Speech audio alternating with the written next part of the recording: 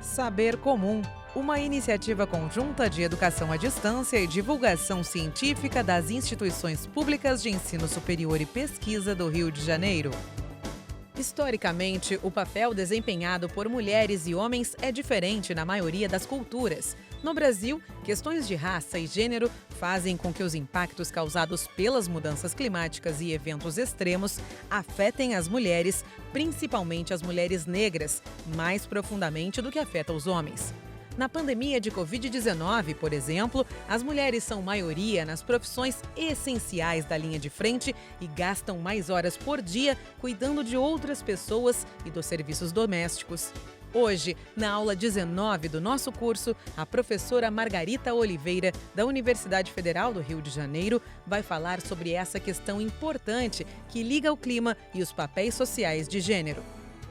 Mudanças climáticas. Na aula de hoje, gênero e clima.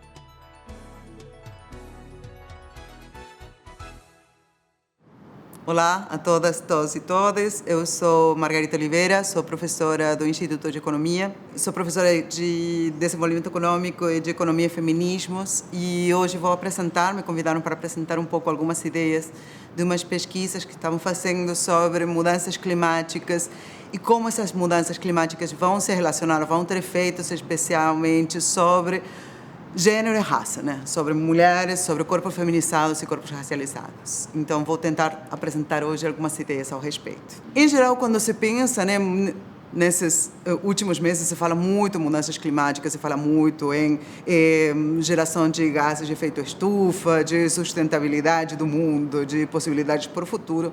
E cada vez que se pensam opções para isso, se pensam sempre do ponto de vista de ver políticas de transição, de transformação da indústria, uma indústria que não gere tantos gases de efeito estufa, etc.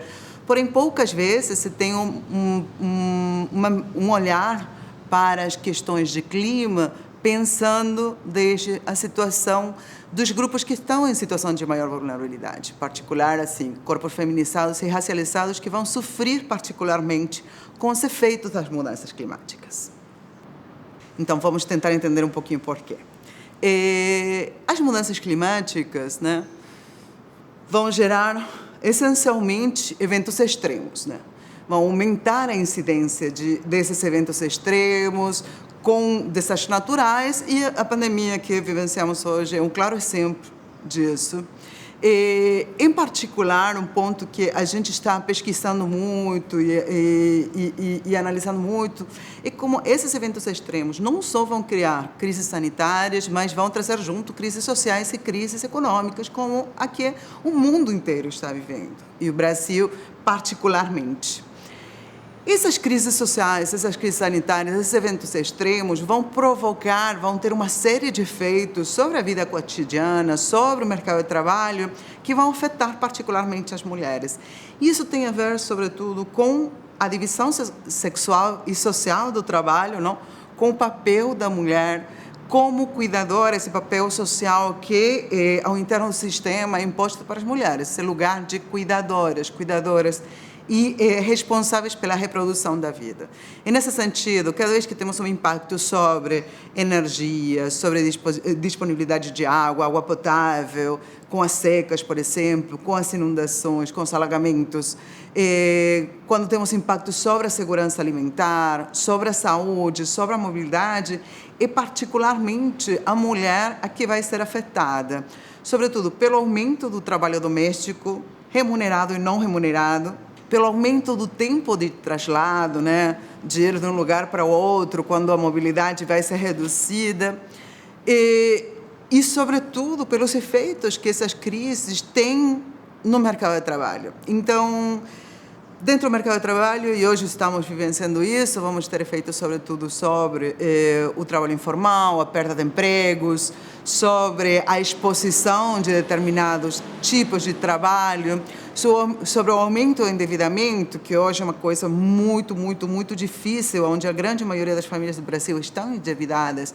com taxas de juros altíssimas, e uma dívida que é feita para subsistência, né? Sobre, então, também a falta de políticas de mitigação e de adaptação, sobretudo com um olhar transversal para reduzir essa carga sobre os corpos feminizados e racializados. Então, eu quero apresentar agora alguma série de informações, né? Fundamentalmente dividindo duas grandes linhas de análise, né? Para mim, o efeito da mudança climática, o efeito dos eventos extremos sobre as mulheres, então, pode ser analisado, seja a partir do papel das mulheres com os cuidados e com as tarefas domésticas não remuneradas, é um lugar socialmente imposto, como falei, a partir da divisão sexual do trabalho, que tem as origens nas relações, como se estabelecem as relações patriarcais, que vão ser aprofundadas a partir do sistema capitalista. Mas hoje não vai dar o tempo de aprofundar muito sobre isso, mas tem muita informação a respeito. Então, a mulher, como responsável dos cuidados, vamos ver que vai ter uma coisa que se chama pobreza do tempo, ou seja, a mulher que tem que se responsabilizar por realizar tarefas que não são remuneradas, vai ter menos tempo disponível para fazer qualquer outra coisa, desde trabalhar a tempo completo, até se instruir, educar, até disponibilizar tempo para atividades sociais, políticas, de lazer, de esparcimento e cuidados pessoais. A mulher vai ter muita mais pobreza do tempo do que o homem. Da outra parte, temos que, a partir dos eventos extremos, como mencionei, as tarefas domésticas que vão ser realizadas aumentam muitíssimo a intensidade. Isso era uma coisa que há 2 anos atrás a gente tinha que explicar. Eu acho que hoje, depois de quase 2 anos de pandemia, ficou muito claro como a quantidade de trabalho e a intensidade de trabalho social com trabalho reprodutivo, aumentou para as mulheres. E isso se dá, sobretudo, num aumento da solidão e a violência. Então, primeiro, vamos ver um pouco esse papel das mulheres no cuidado e depois, outra coisa que eu queria trazer hoje era, essencialmente, pensar o papel das mulheres no mercado de trabalho. Por que a mulher está nesse lugar de vulnerabilidade econômica? Como é ela colocada nesse lugar da vulnerabilidade econômica? Como pesa essa sobrecarga? E, sobretudo, o fato que as mulheres estamos empregadas dentro disso que é chamado a linha de frente, né? Então, vamos lá, vamos ver um pouco os dados. Primeira coisa a respeito à pobreza do tempo, que vamos ver que o Brasil não tem uma pesquisa do uso do tempo, que seria a pesquisa que o Instituto, o IBGE, faria para evidenciar realmente qual é a carga de trabalho doméstico não remunerado.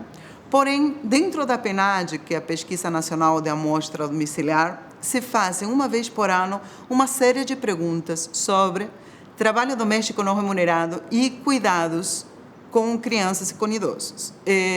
A partir dessas perguntas, a primeira coisa que podemos ver é que o 92% das mulheres responde que elas realizam tarefas domésticas e de cuidados não remuneradas e, para isso, gastam 21,4 horas por semana. Enquanto isso, os 78% dos homens respondem que realizam tarefas domésticas, mas por 11 horas. Então, a mulher dedica o dobro do tempo. E a isso nos referimos quando falamos sobre pobreza do tempo. Mas a história não finaliza aí, porque tem 4 questões que eu quero trazer ao respeito. A primeira é a conformação da família nuclear, né? Como a partir da família nuclear essas tarefas ficam muito divididas e, sobretudo, o tipo de tarefa que cada um realiza vai ser bem diferente. Os papéis sexuais de gênero que são impostos desde a infância e como essa questão do cuidado é atravessada também pelo racismo estrutural. Então, primeiro dado, a partir então da elaboração da pesquisa da PNAD para 2019, esse dado temos a dedicação, né, a taxa de realização de cada tarefa segundo homem e mulher, em coabitação. Então, família nuclear. Estamos falando de famílias onde não importa quem seja o chefe da família, mas temos um casal onde os homens, em geral, quando estamos, então, dentro dessa família nuclear e perguntam para eles que tarefas vocês realizam, vamos ver que a preparação de alimentos, a limpeza de roupas e sapatos e a limpeza do domicílio, o homem vai ter uma menor dedicação. Então, se lembram desses 78% dos homens que destinaram 11 horas, por tipo de tarefa, vamos ver que as tarefas que são as que mais implicam um gasto físico, uma intensidade do trabalho, um desgaste, vão ser realizadas por mulheres. O 97% das mulheres declaram que preparam alimentos, cozinham, lavam louça, etc. Enquanto isso, os 60% dos homens. Mas o que acontece? Quando o homem está solteiro, o 92% dos homens realiza essas tarefas. Então, o fato de casar, de conformar essa família nuclear, que é tão essencial para a reprodução do sistema capitalista, vai retirar ele do lugar da esfera privada do lar e vai colocar a mulher como principal responsável. Aqui não deu para colocar, porque seriam muitos dados, mas o homem, fundamentalmente, vai se destacar na realização de pequenos reparos domésticos e depois vai compartilhar responsabilidades com respeito às finanças do lar e se ocupar, se responsabilizar pelos bichos de estimação da casa. Então, obviamente, são tarefas que implicam um gasto físico muito diferente. Da outra parte, vamos ver que essa distribuição tão desigual nas tarefas domésticas vai se verificar desde a infância. Então, no primeiro gráfico, temos a distribuição para os filhos do lar, mas com mais de 14 anos, aí vamos ver também que os homens, que a linha verde mais clarinha aí não saiu a referência, mas os homens dedicam menos tempo que as mulheres. No caso das crianças menorzinhas, entre 5 e 13 anos, a diferença também é grande. Os meninos destinam, 30% de meninos faz tarefas do lar durante 4, 5 horas, enquanto as meninas, mais de 40% realizam tarefas domésticas. E, sobretudo, no caso das meninas negras, vamos ter uma situação onde vão destinar 6,4 horas por semana para realizar essas tarefas. Isso vai retirar elas da possibilidade de esparcimento, de viver a vida plena de criança. Então, desde muito, muito pequenas, vão ser colocadas nesse lugar de responsáveis pelo lar, pelas tarefas domésticas. É isso, em alguns entornos, sobretudo entornos periféricos, rurais, é muito, muito forte. Chegando até o ponto tal, por exemplo, que meninas tenham que abandonar os estudos para se responsabilizar pelo lar. E o último ponto com respeito aos cuidados que eu queria trazer é o que acontece com as mulheres racializadas, né? Porque as mulheres racializadas, tanto nas tarefas domésticas quanto nos cuidados, estão mais dedicadas, inclusive quando não são remuneradas, e por um maior número de horas. Aí temos no quadro que as mulheres racializadas, por exemplo, destinam 35% das mulheres racializadas realizam tarefas de cuidados, enquanto as mulheres brancas só 30% e os homens 24%. Então, as mulheres racializadas são as que mais destinam o seu tempo a cuidar dos outros, sem remuneração. Também a realizar afazeres domésticos. E se vemos a média de horas semanais, as mulheres racializadas destinam muitas mais horas. Isso vai significar que elas têm uma maior pobreza do tempo, que falamos no início. E, de fato, um efeito, possivelmente, dessa maior pobreza do tempo, é que, por exemplo, as mulheres negras, que inclui pretas e pardas, são as que menos trabalham por semana, menos horas trabalham por semana, nos empregos remunerados, 34 horas contra 40 horas que trabalham os homens. Da outra parte, são o maior contingente fora da força de trabalho, ou seja, sequer vão buscar um trabalho. Mas quando vão buscá-los, elas estão maioritariamente desempregadas. O desemprego chega a 16%, vamos ver agora. E muitas vezes o tipo de inserção no mercado de trabalho que conseguem é uma inserção informal, com contratos informais, mais flexibilizado, e isso muitas vezes tem a ver com o fato que elas precisam dado que tem essa responsabilidade com o lar, precisam ter uma flexibilidade enquanto aos horários de trabalho que os trabalhos em geral não oferecem. Então, como vimos, a situação das mulheres, dos corpos feminizados e, sobretudo, os corpos racializados, é muito mais difícil enquanto a essa dimensão da pobreza do tempo. Então, agora quero passar para o mercado de trabalho. O mercado de trabalho, sobretudo o mercado de trabalho brasileiro, está muito atravessado pelas discriminações e segregações associadas com sexismo e com racismo. Dá para ver que o desemprego é sempre maior, e estou tomando o desemprego de 2019, porque os dados de 2020 e 2021 foram muito afetados por conta da pandemia, esses números pioraram muito. O desemprego muito alto, sobretudo os salários são muito diferentes. Nós temos que a diferença nos salários, nos rendimentos percebidos por homens e mulheres é de mais de 20%, mas no caso das mulheres racializadas, a mulher negra recebe um salário 56% mais baixo do que o homem branco. Então, estamos em uma situação onde, em geral, os salários estão apenas por acima do salário mínimo. E a grande maioria das mulheres negras, das mulheres e os homens racializados, tem essa taxa de informalidade enorme, ou seja, tem contratos sem carteira assinada, sem CNPJ, sem contribuições. Então, realmente, tem condições de contratação que são muito mais precárias e muito menos estáveis. Aí, se vamos ver o tipo de ocupação, e a gente, desde a economia feminista, pensa muito nisso, a partir da chamada segregação horizontal, onde as mulheres estão inseridas em algumas ocupações. Você não acha mulheres em todos os setores econômicos. E, essencialmente, as mulheres vão estar inseridas nesses setores associados tradicionalmente com os cuidados e com a reprodução da vida, né? Educação e saúde, que na verdade é educação, saúde e serviços sociais, os 75% dos trabalhadores são mulheres, quando a mulher no mercado de trabalho representa o 43%. Então, vejam a diferença. Se a mulher estivesse igualitariamente distribuída entre todos os setores, a participação em educação e saúde teria que ser 44%, mas é 75%.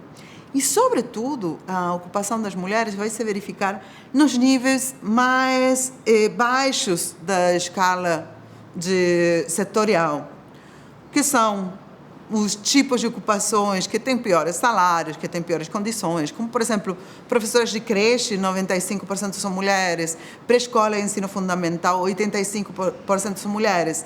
No ensino universitário, já a situação está paritária, 50% mulheres, 50% homens.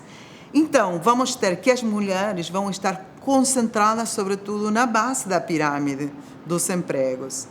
No caso da saúde também, as enfermeiras são 82% mulheres, nos médicos já o número de mulheres é muito menor. Um fato fundamental que eu vou destinar agora uns minutinhos para falar é o caso do emprego doméstico, onde 92%, até 2019, 92% dos trabalhadores eram mulheres, e sobretudo mulheres racializadas. E outro setor onde temos uma participação importante de mulheres é o setor do alojamento e alimentação, onde 55% são mulheres. Em todos esses setores, o que vai se verificar é que o nível de informalidade das mulheres é maior do que os homens e que os salários delas são muito mais baixos. Então, inclusive esses setores, que chamamos de setores feminizados, as mulheres têm condições piores do que os homens. Então, a discriminação não se dá unicamente porque a mulher consegue se inserir em um determinado setor e não em outros. Setores da construção, setores da indústria da transformação, onde tem maior participação de personal qualificado, etc., que tem, em geral, salários melhores e condições de emprego melhores, as mulheres não conseguem se inserir. Mas também nos setores que elas conseguem, os trabalhos são muito mais precários. E, sobretudo, Essa é a chamada linha de frente, né? Esses foram os trabalhos essenciais, os trabalhos que não pararam durante a pandemia, por exemplo. E a sua intensidade de trabalho aumentou muito e aumenta também a exposição, então, dessas mulheres. Então, muito rapidamente, para passar pela situação do serviço doméstico, que é uma situação particularmente conflitiva, é o terceiro setor da ocupação das mulheres. O serviço doméstico no Brasil é um dos principais setores do serviço doméstico do mundo. 10% das trabalhadoras domésticas do mundo estão no Brasil. Empregava até 2019 6 milhões de trabalhadoras, a grande maioria delas mulheres racializadas, 66%.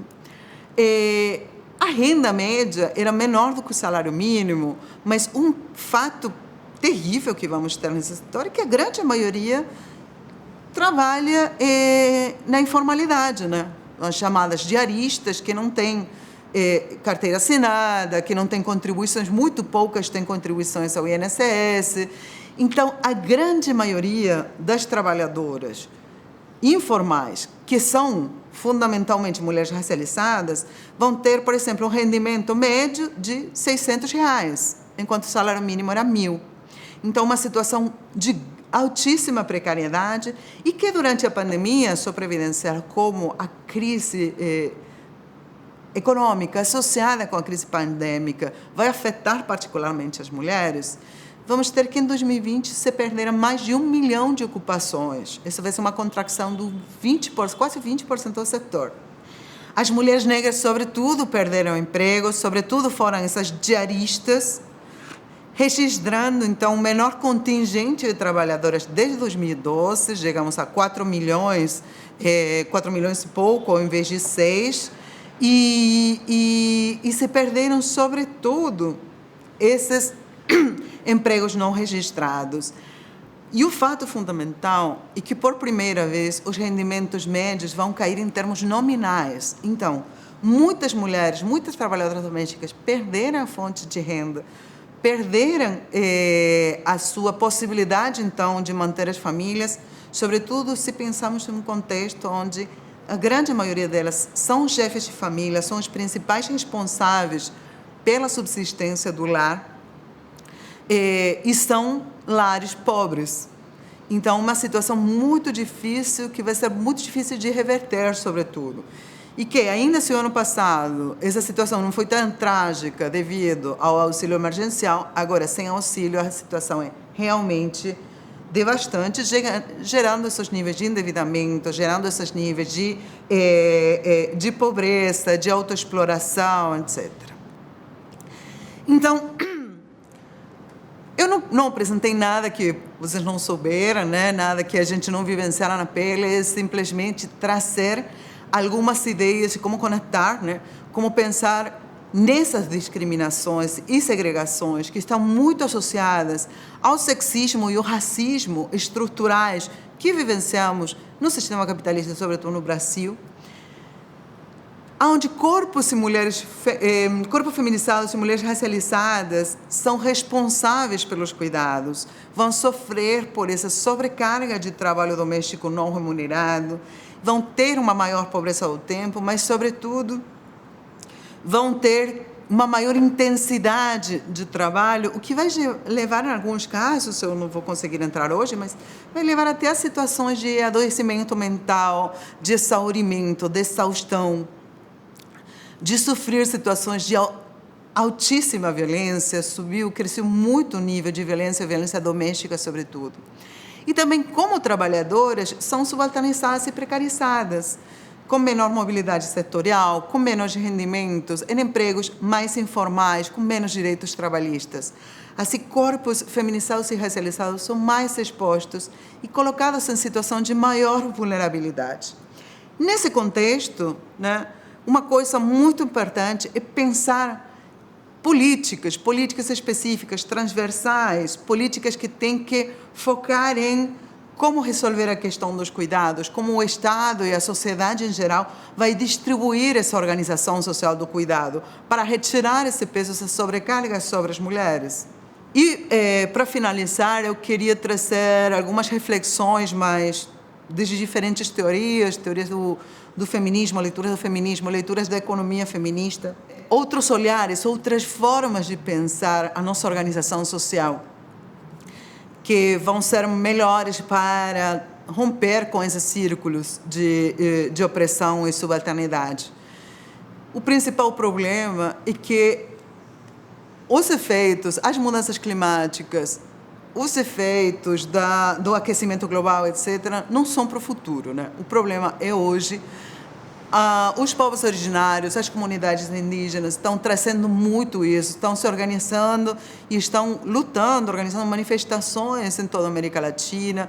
Por exemplo, na Argentina, foi a grande manifestação contra o terricídio. No Brasil também, com a organização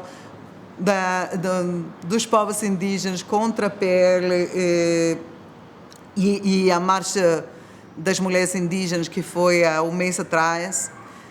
Fundamentalmente, o que temos que pensar é nesse terricídio, nesse ecocídio, em como a gente está, nesse sistema predatório, devastando a natureza, devastando as trabalhadoras, explorando trabalhadoras e trabalhadores, explorando os corpos das mulheres, explorando a natureza, explorando os seres vivos, né?